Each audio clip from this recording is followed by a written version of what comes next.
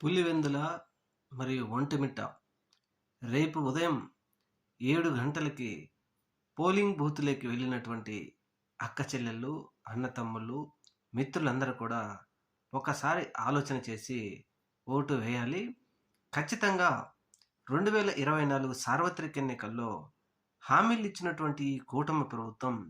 ముఖ్యంగా ఉచిత bus, gas cylinder, ఆడబిడ్డ నిధి, నిరుద్యోగ భృతి, తల్లికి వందనం,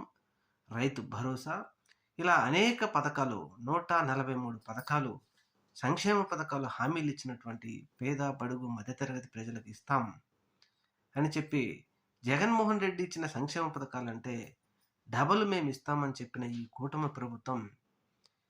సంవత్సరంన్నర రోజుల్లో ఏమి నెరవేర్చింది అని ఒక్కసారి ఆలోచించి అప్పుడు మీ ఓటును పోలింగ్ బూత్లో వేయండి అని చెప్పేసి ఇప్పుడు పెద్ద ఎత్తున సోషల్ మీడియాలో ప్రచారం జరుగుతూ ఉంది. మరి పులివెందుల ఓటర్లు ఏ విధమైనటువంటి నిర్ణయం తీసుకుంటారు అనేది